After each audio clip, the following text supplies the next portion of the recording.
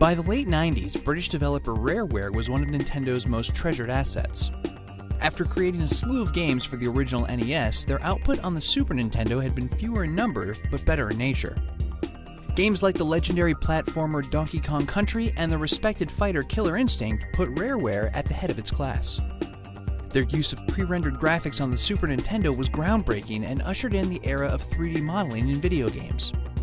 So when Nintendo unveiled their new system, the Nintendo 64, the studio saw it as an opportunity to push boundaries once again and explore the possibilities of open environments.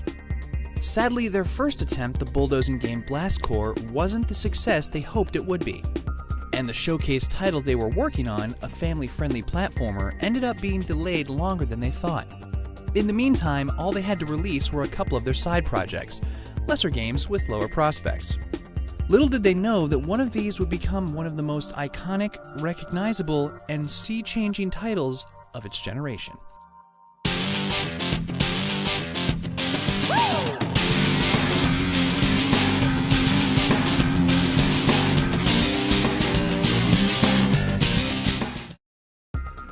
In 1995, the first new James Bond film in years was released.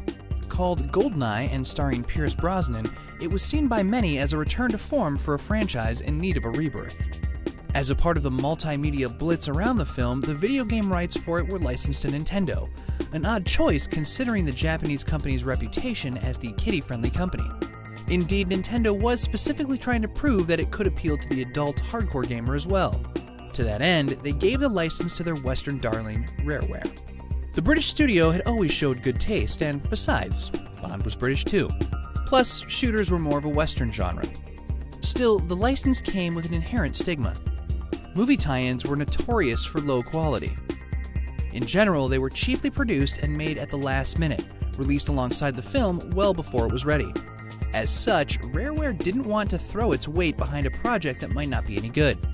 Still, one of the Killer Instinct programmers, Martin Hollis, asked to be given the project. He wanted to prove himself. It would be his first time as a game director. For 8 of the other people he brought on board, it would be their first time making a game ever. That being said, Rareware's executives, the Stamper Brothers, didn't want to release a crummy product. So they told their inexperienced team to take the time they needed to make it good, even if it meant that the film would release before the tie-in. Initially, the executives figured they'd make a side-scrolling 2D game for the Super Nintendo. However, with the Nintendo 64 right around the corner, Hollis made the bold decision to reimagine the game for the new platform. This would mean delaying the release until well after the film came out in November 1995. It would also make it a much more technically complex project. Fortunately for them, none of them knew how hard it would be, so they optimistically set off to make a 3D shooter.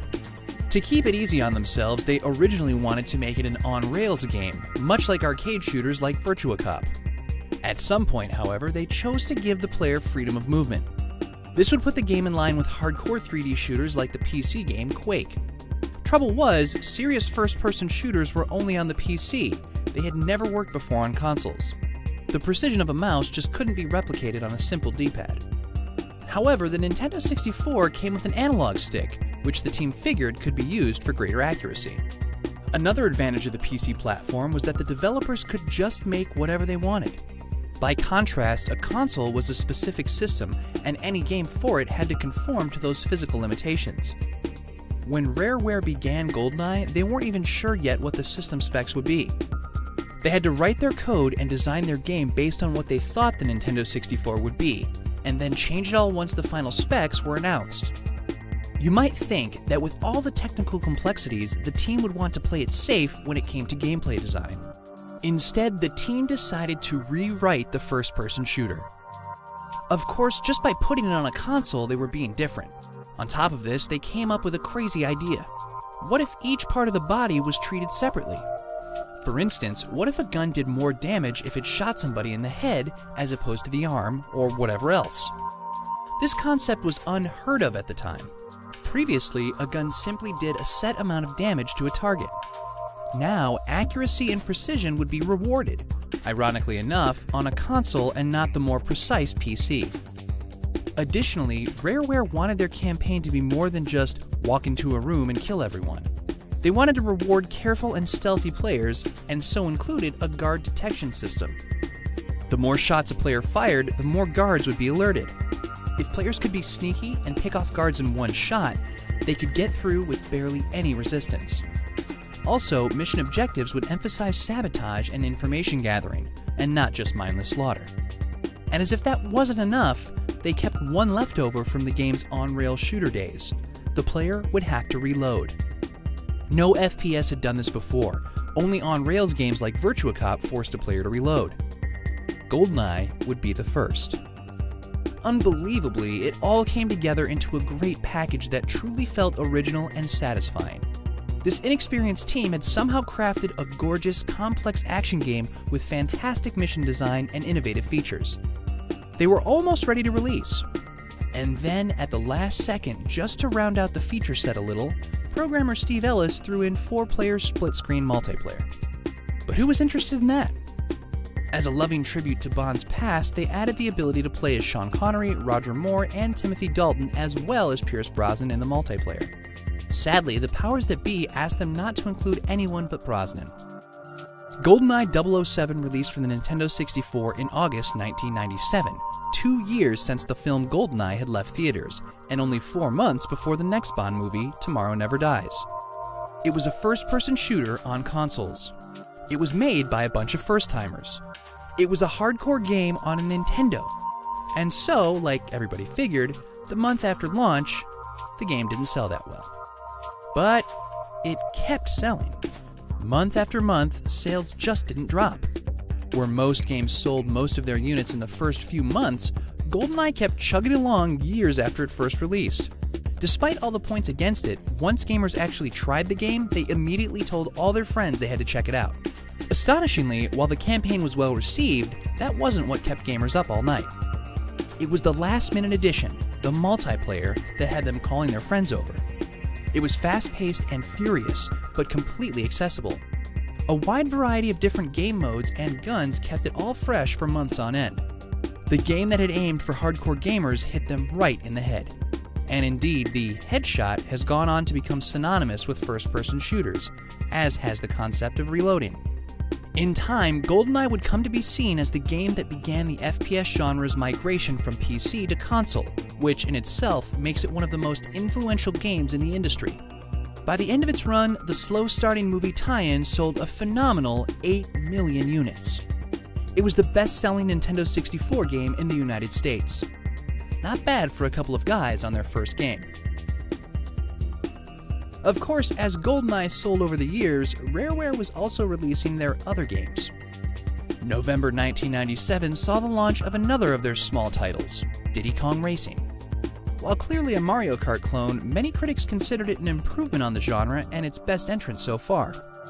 This was impressive because when the team had begun, they were making a caveman RTS, so it changed a little in development. They decided to make it a racer instead, and call it Pro-Am 64 after their long-dormant Pro-Am franchise. Late into the process, no less than Mario creator Shigeru Miyamoto told them to make it a Diddy Kong game.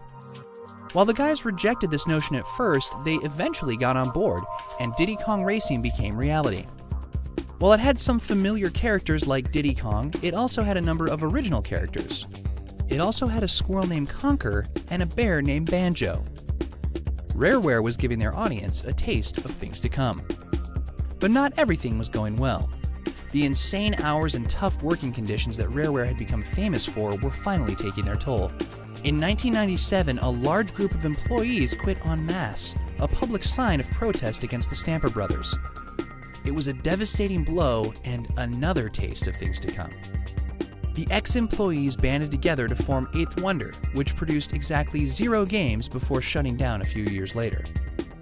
Meanwhile, after numerous delays and employee defections, Rareware was putting the finishing touches on the game they wanted to define their Nintendo 64 experience, the one that the Bond and Diddy games had just been opening acts for.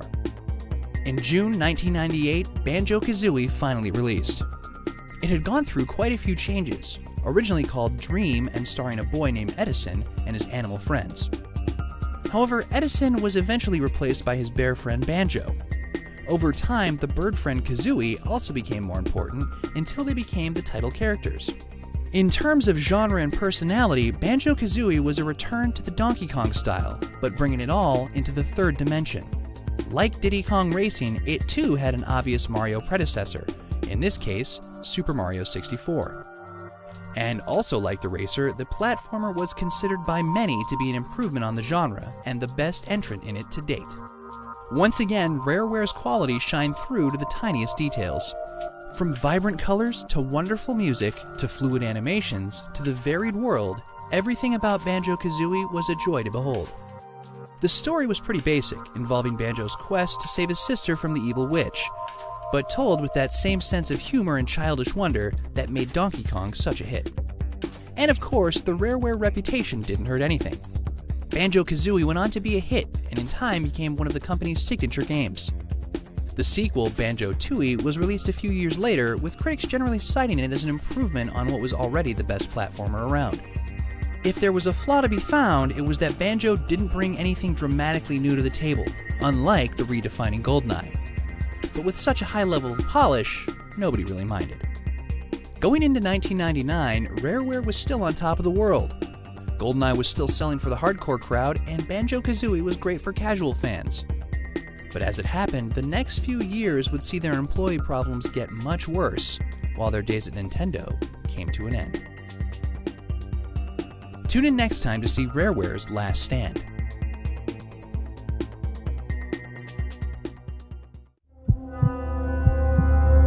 Let's say it was UFOs. Do you think the government would be able to keep something like that a secret?